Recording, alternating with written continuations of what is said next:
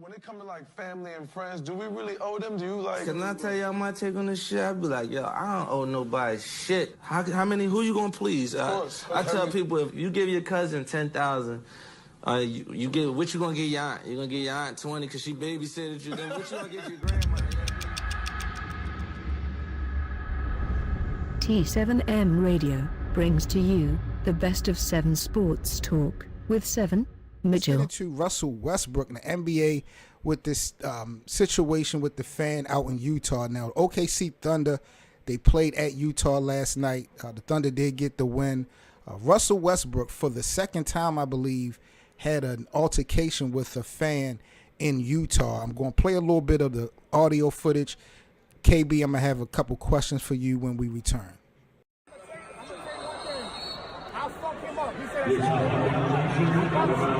I promise you. You see, I'm playing. I swear to God. I swear to God. I'll fuck you up.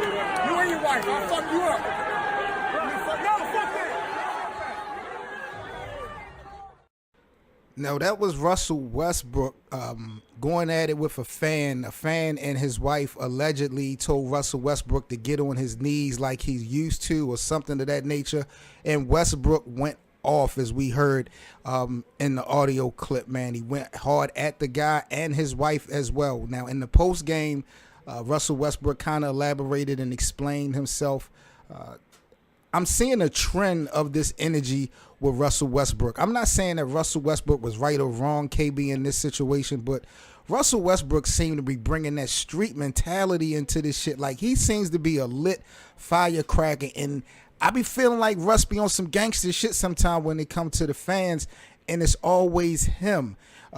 Last night specifically, we can talk about big picture, but just last night specifically, from what you heard and what you seen, was Russell Westbrook out of bounds? Man, it be the fans fucking with Russell Westbrook for the most part, man. Because it be all these these privileged fans. Not gonna get into that. This is not ESPN, but yeah, you know what I mean by that. No doubt. So I always feel like they can say what they want, popping off at him, and he out there just trying to play basketball. It's just like comedians and rappers. You dealing with hecklers. You know what I'm saying? Like, everybody don't like Russell Westbrook. But we've been dealing with hecklers for years, man. We've had hecklers in the game for years, and I'm not saying, like I said before, I'm not saying that what they said was right or wrong. We don't have any audio proof of that. But Russell Westbrook, it's always him that stands out. And it's not always him. They have clips of other players when they walk back to the locker room and stuff, and fans. There's plenty of clips. Of fans I take that back. I take that back. I'm not going to say he's the only one technically, but as far as highlighted, Russell Westbrook has been highlighted with having altercations. This is his second one this year alone.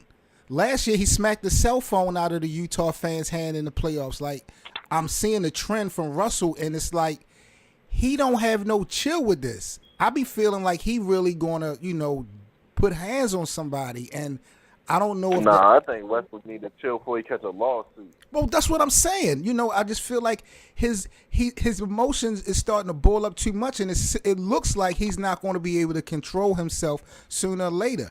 And, like I said, he's at the forefront of trying to paint the picture that something needs to be done with the fans of that comes to the games, and that might be true. But what kind of changes can be made, KB, in your opinion? What can the NBA do to change this? Man, Russell Westbrook, if you listening, man, hire me, dog. I handle all your little side business on the sideline. You got $200 million. Throw me $2 million. I handle all your business for you, baby. I'll hold you down. You be bodyguard? So something. Yeah, man, throw a suitcase at me. You know what it is. But what rules, man? What can Adam Silver? What can he do? The NBA gotta do something to avoid that malice of the palace too, man. They gotta do something. They gotta do something to the fans, though. They gotta stop and keep being so hard on the players when it's the fans. The fans is the one that's starting all of this stuff. Can you gotta do something? Can you see the NBA getting rid of front row seats? Can you see them forcing everybody to move back behind the players, not allowing anyone else to sit on the floor or in the first two rows? Can you see that happening?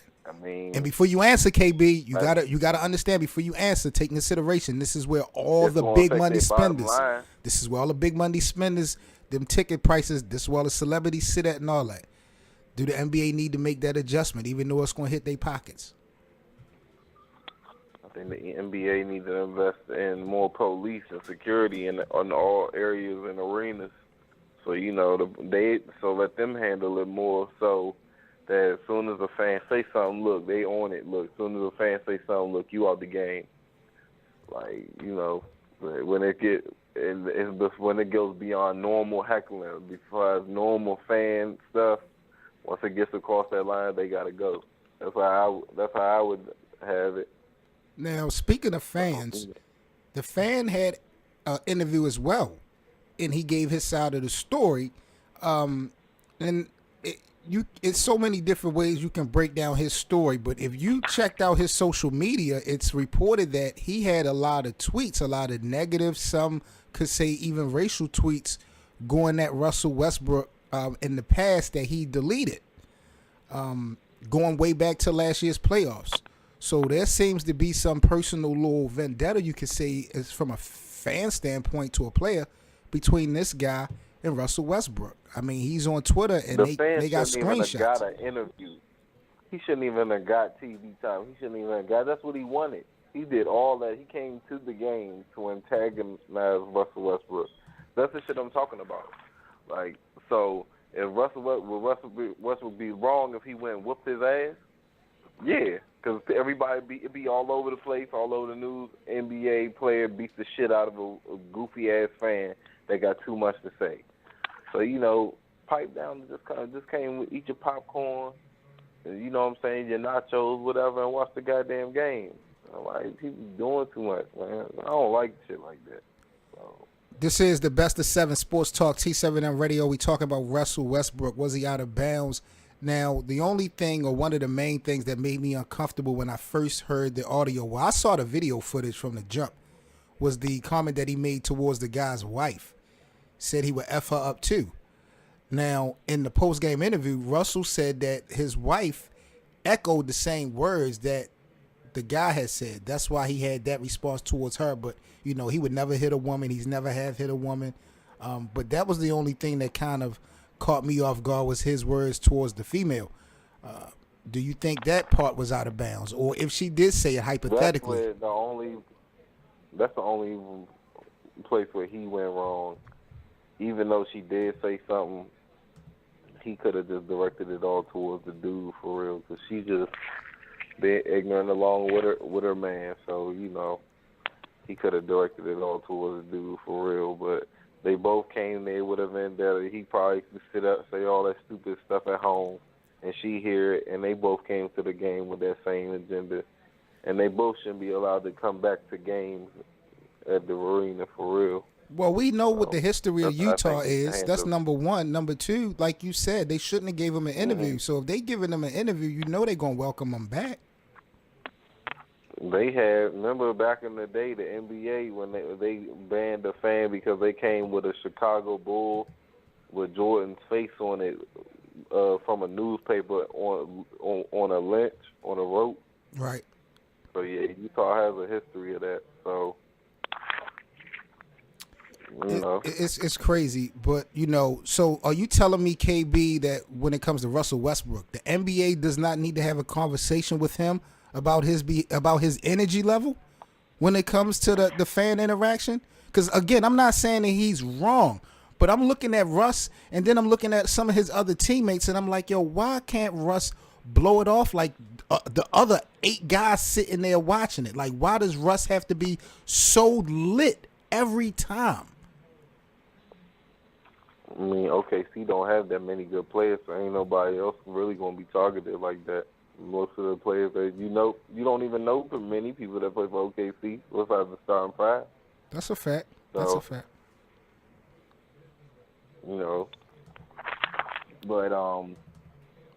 But it's just like Westbrook do need to chill, and I think the commissioner need to go have a sit down with him and talk to him.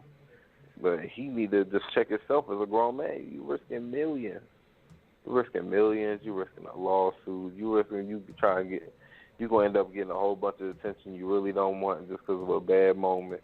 And that bad moment could cost you a lot. So you just gotta think about that. Russell has always been arguing that the NBA is not protecting the players. So, I mean, there's not just one thing that comes to mind that you can think of that the NBA can implement, some type of rule, some type of change?